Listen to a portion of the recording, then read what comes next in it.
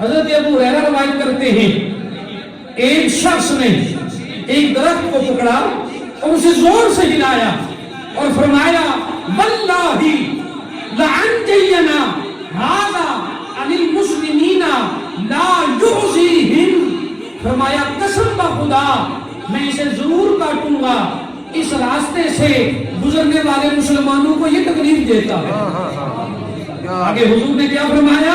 رسول اللہ نے فرمایا، یہ عمل دے کر اس کا حدیث پاک سننی ہے، لطف آئے تو سبحان اللہ کہنا ہے۔ اس بندے نے کہا قسم بخدا یہ جو میرا درخت ہے یہ راستے میں اس کی ٹہنی جا کر یہ بکھر چکی ہے، اس کی ٹہنی، اور راستے میں جا کر میرے مسلمان بھائیوں کو تکلیف دیتی ہے۔ فرمایا قسم بخدا میں اسے ضرور کاٹوں گا۔ حضور نے اس کا عمل دیکھا، فرمایا فَأَدْخِلْ جَنَّةً، یہ شخص جنت میں داخل ہو گیا ہے۔ عمل کتنا سا ہے، ایک درخت کی ٹہنی تو اس کی زمین میں تھی لیکن وہ راستے میں رکاوٹ پیدا کر رہی تھی، اس نے کہا میں اسے کاٹ ڈالوں گا۔ حضور نے دیکھا تو فرمایا فَأَدْخِلْ الْجَنَّةَ، یہ میرا غلام اللہ نے اس کے حصے میں جنت لکھ دی ہے۔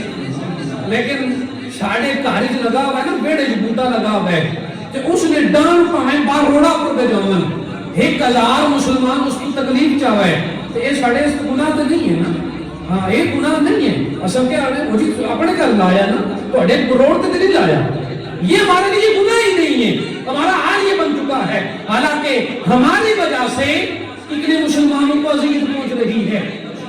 آقا دو جہاں سرور کونین صلی اللہ علیہ وسلم آپ کے غلاموں، ان چیزوں کو بدلنے کی ضرورت ہے۔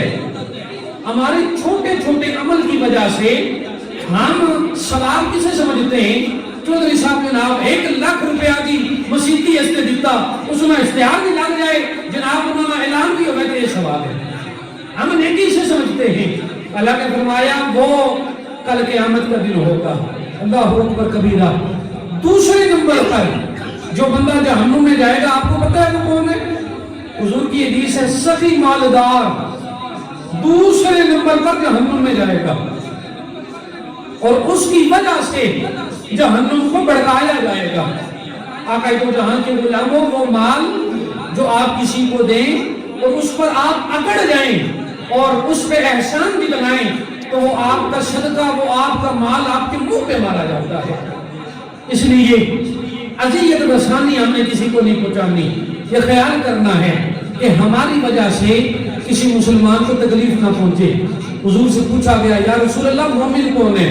تو میرے آقا نے فرمایا مومن وہ ہے جس کی نہ زبان سے کسی کو تکلیف پہنچے نہ ہاتھ سے کسی کو تکلیف پہنچے۔